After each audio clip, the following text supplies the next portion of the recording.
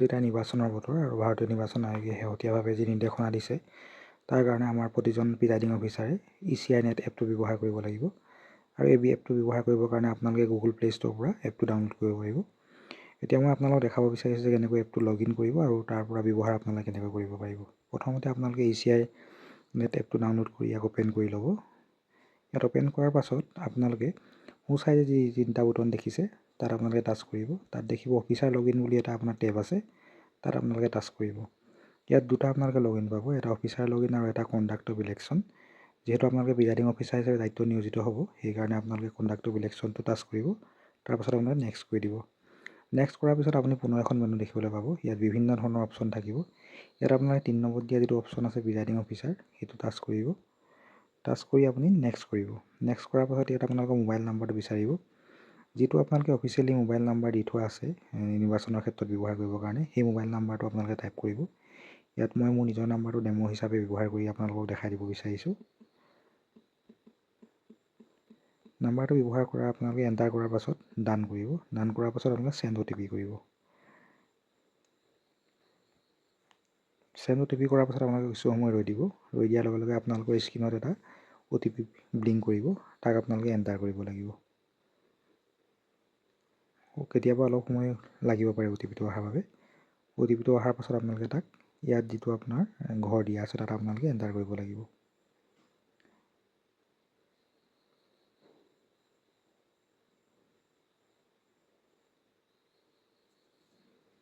OTPটো আহি গৈছে ইতিমধ্যে, গতিকে মই OTPটো ইয়াত ভৰাই ল'ম যেনেকৈ আহিছে।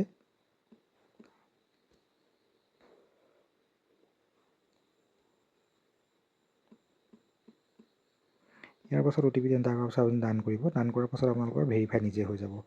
যিহেতু আপোনালোকৰ নাম্বাৰটো ইতিমধ্যে IT ডিপাৰ্টমেণ্টে ইলেকশ্যন আপোনালোকৰ নিজৰ ডিষ্ট্ৰিক্টৰ ইলেকশ্যনৰ ডাটাবেছত এড কৰি দিয়া হৈছে। আৰু ইয়াৰ পাছতে আপুনি এনেকৈ ডাছবৰ্ড এখন পাব, যিখন প্ৰিজাইডিং অফিচাৰ ডাছবৰ্ড হ'ব।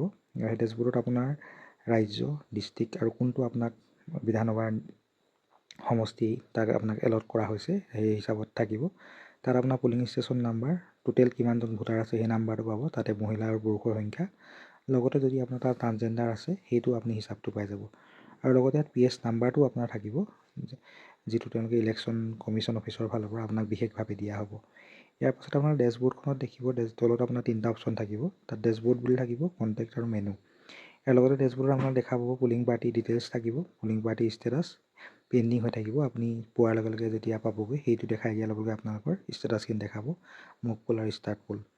ইয়াত আপোনালোকে যদি পুলিং পাৰ্টি ডিটেইলছত চায় তেতিয়া আপোনালোকে পুনৰ এখন মেনু আপোনালোকে পাব। তাত পুলিং পাৰ্টি ডিটেইলছত আপোনালোকৰ কিমানজন বিষয়া নিয়োজিত হৈ আছে সেই কথাখিনি তাত থাকিব। দ্বিতীয়তে আপোনালোকৰ যিজন ৰিটাৰ্ণিং অফিচাৰ থাকিব ডিষ্ট্ৰিক্টৰ, তেওঁৰ নামটো থাকিব। তাৰপাছত আপোনাৰ থাকিব সেই ভোট কেন্দ্ৰটোত যিজন নিয়োজিত হৈ আছে তেওঁৰ নামটো থাকিব। এইকেইটা আপোনালোকে পোৱাৰ পাছত যদি কিবা অসুবিধা হয় তেওঁলোকক কণ্টেক্ট কৰিব পাৰিব। আমি যদি পুনৰ ডেছবৰ্ডলৈ ঘূৰি আহোঁ, ইয়াত আপোনালোকে দেখিব বেক কৰাৰ লগে লগে ডেছবৰ্ডত আপোনালোকে দেখিব পুলিং পাৰ্টি ষ্টেটাছ। তাত যদি আপোনালোকে টাচ কৰে তাত দেখিব যে have you arrive at the polling station বুলি এটা মেছেজ ব্লিংক কৰে। আৰু আপুনি যদি পাই গৈছে সেইদিনাখন, আগদিনাখন যিহেতু আপোনালোকে যাব লাগিব, তেতিয়া আপুনি য়েছ আই হেভ এৰাইভ বুলি দিয়াৰ লগে লগে পাছৰ যিটো দুটা বটন মক পোল আৰু ষ্টাৰ্ট পোল, এই দুটা আপোনাৰ অট'মেটিকেলি এক্টিভেট হৈ যাব। গতিকে আপোনালোকে ইয়াৰ পৰা যদি আৰু বিশেষ কিবা আপোনালোকৰ তথ্য লাগে আপোনালোকে মেনুখনলৈ যাব লাগিব। মেনু অপশ্যনটোত আপোনাৰ চেকলিষ্ট ফৰ PR বুলি এটা বুটন পাব। ইয়াত আপোনালোকে যদি টাচ কৰে তেতিয়া আপোনাৰ ইলেকশ্যন কমিশ্যন অফ ইণ্ডিয়াই যিখন আপোনাক চেকলিষ্ট দিছে কেনেকৈ এপটো ব্যৱহাৰ কৰিব আৰু এপটোৰ বাবে লগত প্ৰয়োজনীয় কি বস্তু আপোনালোকে লৈ যাব লাগিব ঘৰৰ পৰা, সেই সম্পৰ্কে নিৰ্দেশনাৱলীসমূহ উল্লেখ কৰা আছে। আপোনালোকৰ যদি কিবা অসুবিধা হয় আপোনালোকে ইয়াত থকা নিৰ্দেশনাৱলীখিনি পঢ়িব পাৰিব আৰু সেইমতে আপোনালোকে তথ্যসমূহ পুনৰ চাই ইয়াৰ লগত নিজৰ যদি কিবা আপোনালোকৰ তথ্য থাকি গৈছে সন্নিৱিষ্ট কৰিবৰ বাবে, সেইখিনি আপোনালোকে 17C আৰু এপটোতো সময়মতে ভৰাই দিব পাৰিব। ইয়াৰ পাছত আপোনালোকে ভাষাটো পাব। ভাষাৰ সম্পৰ্কত আপোনালোকে ইয়াত ইংলিছ, অসমীয়া, গুজৰাটী, বাংলা এনেকুৱা ধৰণৰ সংবিধানে যিকেইটা আমাক ভাষা স্বীকৃতি প্ৰদান কৰিছে গোটেইকেইটা ভাষাতে উপলব্ধ আছে। তথাপিও আপোনালোকৰ সুবিধাৰ বাবে ইংলিছ ভাষাটো ব্যৱহাৰ কৰিলে সুবিধাজনক হ'ব, যিহেতু এপটো নতুনকৈ ডেভেলপ কৰা হৈছে। সেইবাবে ইয়াত কিছুমান অসমীয়া ভাষা ব্যৱহাৰ কৰিলে কিছু অসুবিধা আহি পৰিব পাৰে। গতিকে মোৰ মতে আপোনালোকে ইংৰাজী ভাষাটো যদি ব্যৱহাৰ কৰে সেই আপোনালোকৰ বাবে সুবিধাজনক হ'ব। ইয়াৰ পাছত আপোনালোকে যদি চাই তাৰ টাৰ্মছ অফ ইউজ থাকিব, কোনে ব্যৱহাৰ কৰিব পাৰিব, কেনেকৈ ব্যৱহাৰ কৰিব পাৰিব, প্ৰাইভেচি পলিচি আৰু এবাৰ ECI থাকিব। ইয়াৰ লগতে আপোনালোকে তলত ডেছবৰ্ড মেনু আৰু মেনুৰ কিনাৰতে যিটো আপোনালোকে দেখিছে ডেছবৰ্ড মেনু আৰু কণ্টেক্টৰ অপশ্যন, কণ্টেক্টত আপোনালোকে যদি যায়, ইয়াত আপোনালোকে এখন মেনু পাব। তাত আপোনালোকে ডাউনলোড ইলেক্ট'ৰেল ৰোল আৰু search your name in SR। ইয়াত যদি কোনোবা ভোটাৰৰ আপোনালোকে নাম চাৰ্চ কৰিব বিচাৰে, তেওঁৰ ভোটাৰ কাৰ্ডৰ নম্বৰ আদি সকলোখিনি তথ্য পাব। গতিকে এইখিনি বিষয় পোৱাৰ পাছত আপোনালোকে টেলিফোন ডাইৰেক্টৰী বা অন্যান্য ধৰণৰ বিষয়খিনি পাব, যিখিনি আপোনালোকে ইয়াত সন্নিৱিষ্ট কৰিব পাৰে। আৰু লগতে আপোনালোকে অফিচ নিৰ্বাচন আয়োগৰ যিটো অফিচৰ কণ্টেক্ট নম্বৰ, ইমেইল সকলোখিনি ইয়াত তথ্য সন্নিৱিষ্ট কৰা হৈছে।